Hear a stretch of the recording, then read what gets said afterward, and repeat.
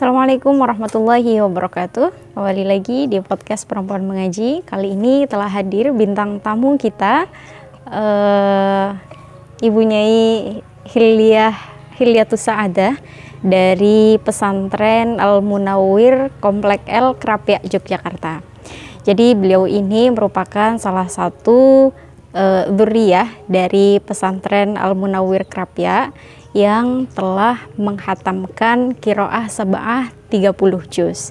Jadi beliau Kiai Haji Muhammad Munawwir itu merupakan salah satu ulama Indonesia yang membumikan pembelajaran ilmu qiraat di Indonesia. Jadi perlu teman-teman ketahui bahwa ilmu qiraat ini merupakan ilmu yang mempelajari tentang ragam variasi bacaan Al-Quran, karena sesungguhnya Al-Quran tidak hanya diturunkan dalam satu bacaan, akan tetapi ada banyak ragam-ragam bacaan di dalam Al-Quran. Dan bacaan yang biasa kita praktekkan di Indonesia ini merupakan bacaan Imam Asim dari riwayat Hafiz. Kembali ke Kiai Haji Munawwir, beliau mendirikan pesantren Al-Quran yang kemudian pesantren itu diberi nama Pesantren Al-Munawwir yang terletak di Krapyak, Yogyakarta. Salah satu murid qiraah sab'ah yang berhasil menghatamkan bacaan qiraah sab'ah sebanyak 30 juz adalah Kiai Haji Arwani Amin dari Kudus. Kemudian dari Kiai Haji Arwani memiliki beberapa murid, setidaknya kurang lebih ada sekitar 15 murid dari Kiai Haji Arwani yang juga berhasil menghatamkan qiraah sab'ah 30 juz secara sempurna terhadap Kiai Haji Arwani. Dan dari murid Kiai Haji Arwani ini salah satunya adalah Kiai Haji Raden Najib Abdul Qadir, yang mana Kiai Najib sendiri merupakan cucu dari Kiai Haji Munawwir Krapyak, Yogyakarta. Dan beliau, Ning Hilyatus Sa'adah, ini adalah salah satu santri yang juga telah berhasil menghatamkan qiraah sab'ah 30 juz bersama Kiai Haji Raden Najib Abdul Qadir. Jadi bagaimana Ning, apa yang melatar belakangi jenengan untuk mempelajari qiraah sab'ah? Oh ya, sebelumnya emang sebelum di Krapyak saya itu aslinya sudah ngaji qiraah sab'ah. Tapi sebelumnya saya kan di Bojonegoro di Pak itu, Pak Ismail itu, beliau kan ngajinya sama Mbah Mansur. Lah di Bojonegoro itu saya dapat 9 juz sampai surat Al-Anfal. Berarti sebelum dari Krapyak sudah pernah ngaji qiraah sab'ah di Bojonegoro bersama Kiai Ismail ya? Ya, terus saya kan coba nyari, ceritanya pengen kuliah di Jogja. Pengen kuliah di Jogja kan, tapi sama bapak kan harus nerusin, yang penting mau kuliah nggak apa-apa, yang penting nerusin sab'ahnya. Akhirnya ada opsi-opsi ya, diantaranya kan ngerukam sama Pak Yai Najib itu. Iya. Tadinya saya ke ngerukam Di Kiai Nawawi. di Mbah Yai Nawawi pas waktu itu masih sugeng ya, masih sugeng. Terus di Mbah Nawawi itu saya tanya sama pengurusnya, di situ itu ngaji sab'ahnya gimana gitu. Oh iya ada Mbak, ada ngaji sab'ahnya, tapi di situ itu sistemnya per kelas gitu, per kelas. Terus apa itu? Berarti hanya secara teori saja? Enggak, jadi teori dan praktek juga. itu praktek, kayaknya itu punya, nanti selengkapnya bisa tanya langsung ke itu. Jadi punyanya itu bicara talaki, punyanya ngaji terus muridnya menirukan kayaknya gitu. Jadi dia tuh setiap tahunnya, setiap 2 tahun sekali itu menghaflah, setiap 2 tahun sekali itu ada wisuda. qiraah sab'ah itu lah kan. Aku kan seneng toh, maksudnya oh berarti cuma sebentar qiraah sab'ah cuma 2 tahun ya. Terus akhirnya aku udah gitu, saya ya pokoknya mantep mau di Anur itu kan tadinya. Terus apa, udah tanya segala macam tentang pengurusnya, terus di situ juga ada kuliahnya Stik Anur itu. Terus ya pokoknya intinya aku darullah nggak jadi di ngerukam gitu. Terus jadinya itu malah di Pak Yai Najib. Nah pada waktu itu Pak Yai Najib itu belum punya pondok tahfidz. Perempuan. Oh, perempuan. Yang punya pondok tahfidz Berarti hanya laki-laki saja ketika itu. Belum ada perempuan. Jadinya saya ngelaju dari pondok Ibu Nafis. Ibu Nafis itu pondoknya di Beta. Dulu belum ada Beta, dulu namanya Pondok Tahfidz Hindun. Komplek Hindun itu kompleknya Ibunya Nafisah.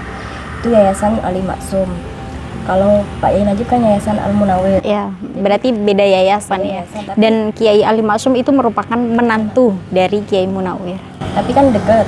Jadi saya ngelaju dari ke Ibu Nafis, ngaji sama tahfidznya sama Ibu Nafis, tapi saya ngaji sabahnya sama Pak Yai Najib gitu. Dan dulu ya ngajinya itu pagi. Jadi kalau siang dan malam itu Pak Yai Najib ngajar yang laki-laki. Tapi kalau yang perempuan itu ngajinya pagi jam 7. Sebelum saya itu ada namanya Bu Sahiron, Bu Zuhro itu. Tapi beliau pas itu belum hatam, masih ngaji. Iya. Tapi baru mulai, masih awal-awal juga, masih mulai. Tapi terus saya kan sebelumnya karena udah pernah mengaji sebanyak 9 juz ya. Itu terus akhirnya saya sowan sama Pak Yai Najib. Maksudnya saya ini ngajinya gimana gitu. Maksudnya Nerusin apa ngulang lagi dari juz 1. Gitu. Terus Pak Yai ngendikan, Mbak, eman-eman kan saya tadinya lihat di situ kan beda, metodenya kan beda. Di situ tuh metodenya baca, maksudnya binadri, bawa Qurannya juga, bawa kitabnya. Ya, sebagian memang yang sabah yang sudah tahfidz 30 juz, tapi bawa gitu loh, bawa kitabnya, bawa. Jadi ngajinya yang sabah itu ya sambil bawa kitabnya gitu. Sedangkan metode saya yang saya bawa dari rumah sebelumnya kan tahfidz, sebelumnya kan hafalan. Jadi hafalan, nggak bawa apa-apa, benar setoran ya setoran aja gitu. Jadinya saya kan Mary, maksudnya kok itu enak banget ya gitu. Nggak sesulit seperti metode yang sebelumnya harus menghafal. Kalau kayak gitu enak, cepet hatam, terus bisa banyak-banyak setorannya kan. Maksudnya 2 kaca 3 kaca tinggal baca. Iya.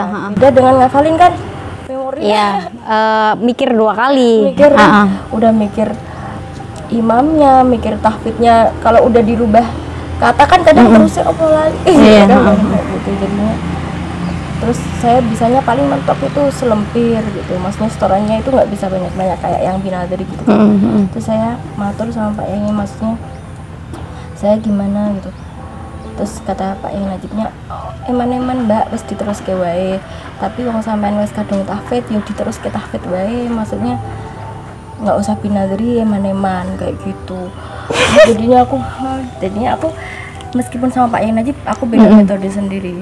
Berarti tetap meneruskan metode tahfidz itu tadi.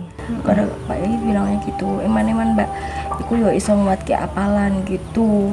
Jadinya aku sendiri yang tahfidz, nggak bawa Quran, nggak bawa itu, yang lainnya pilih enak gitu kan. Aku tadinya maksudnya aku nggak hatam-hatam sendiri, yang lainnya bisa.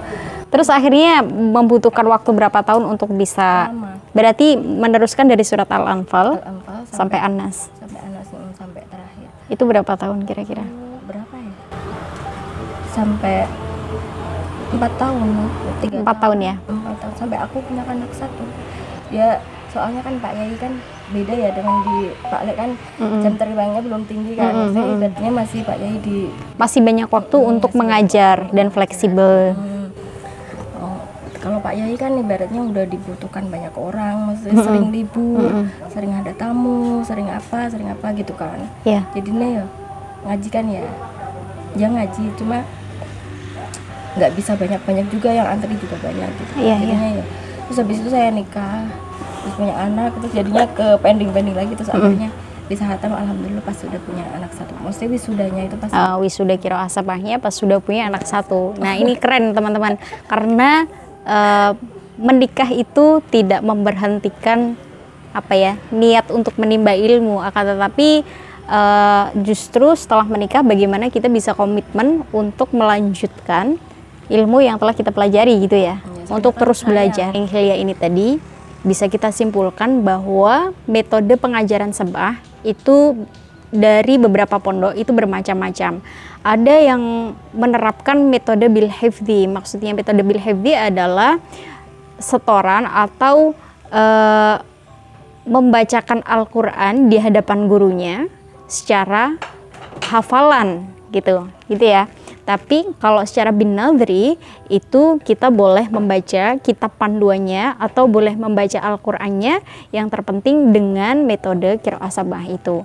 Dan biasanya kitab qiraah sab'ah yang digunakan adalah kitab Faidul Barakat fi Sabiil Qiraat karya Kiai Haji Muhammad Arwani Amin Kudus. Dan Kiai Arwani ini memang merupakan satu-satunya ya, mungkin bisa dibilang hingga saat ini satu-satunya ulama Indonesia ya, pertama kali yang membukukan atau memiliki karya di bidang qiraah sab'ah, di mana kitab tersebut kini sudah menyebar di beberapa daerah, sudah digunakan dan juga dipraktekkan di beberapa daerah yang memang di lembaga pendidikan tersebut mengajarkan ilmu qiraat.